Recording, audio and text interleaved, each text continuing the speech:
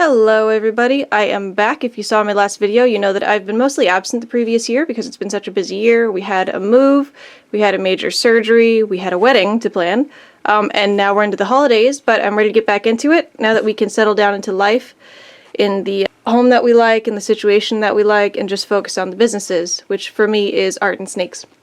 So I'm just going to kick this off with just a quick easy video on this year's pairings, starting with our boy Ivan here. So Ivan is a GHI mahogany, as you can see, a very nice example, nice and dark and rich. I had big plans for him because I have this other female, which I'm going to show in a second, that pairs perfectly with this morph combination.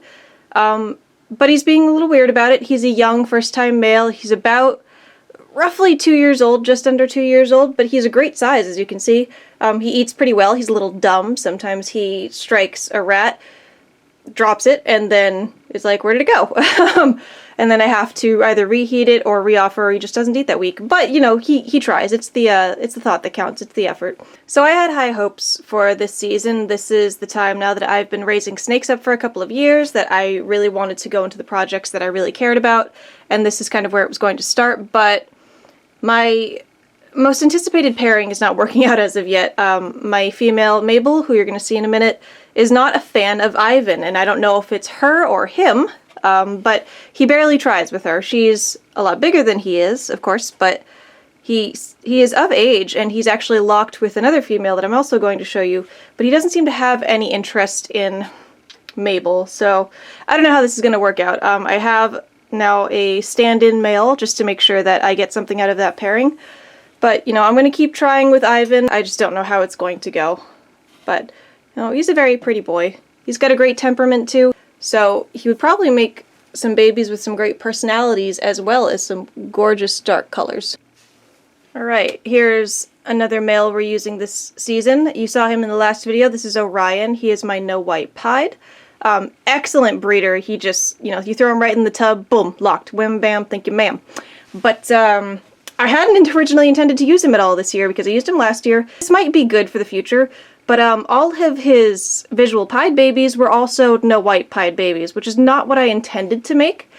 This can be cool and it can be used in other ways that are very desirable, so my plans with him are kind of going to change based on that. So apparently this is a whole new line of pied that is passed down genetically. People have been talking about this a little bit recently. You might have seen it mentioned on the RGI YouTube channel. So I have the same thing going on here.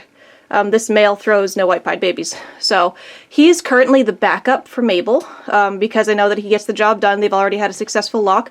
I just don't really want that to be the pairing, but you know, mahogany pieds are nice. So I guess we'll see how that goes, but I'm glad that I have him. He's an excellent breeder. He feeds amazingly. He has such a chill, docile personality. He's pretty big. He's, you know, he's older than my other male. So I guess, you know, it is what it is. He'll serve as a good backup so I can at least, you know, get something out of it. But, I'll keep trying. We'll see. So this is Mabel. This is the female I'm most excited about this year. She is, as you can see, a stunning mahogany het pied. I've been raising her up for 2.5 years or so. I wanted to pair her to Ivan, as you previously saw, but she doesn't seem to like him very much. Either that or he's intimidated by her. I'm not sure which, but I have not witnessed a lock. I've barely even seen him try to court her at all. They just kind of spent time on separate sides of the tub. So Orion had to step in and take care of business, and he immediately locked with her within minutes. So it's not exclusively her. It might be Ivan. I don't know. But some males and females just aren't compatible, or they just don't get along. I don't know what it is. I really wanted that pairing to work out. I'll keep trying. But she's, you know, she's great size. She was a little spotty about eating growing up, but now she's eating relatively well. As you can see, she's nice and thick and healthy. She's about 2 to 2.5 years of age, so what I usually try to do is I want my females to be about 3 years old by the time that they lay, as long as they are otherwise healthy and up to size. So she, you know, kind of fits that bill. So we'll see how it goes. Hopefully she doesn't reabsorb on me or anything. I've only got like 2, maybe 3 clutches planned this year, so it would be really nice if all of my females decide to go for me, but so far it's not looking good. Okay, and then our final planned female is Annabelle. She is a blackhead Mojave, possible calico, but I don't think so. And she was also supposed to be paired to Ivan. They have actually locked once that I've seen, so Ivan can do it with her apparently, but not with Mabel, go figure.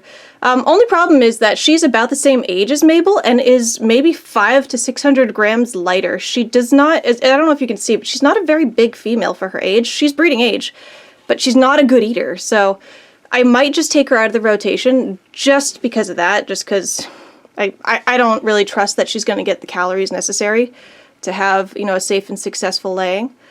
So I'm not really sure what to do about that. It's a shame because I had some really cool plans. I thought it'd make some really awesome combos with her.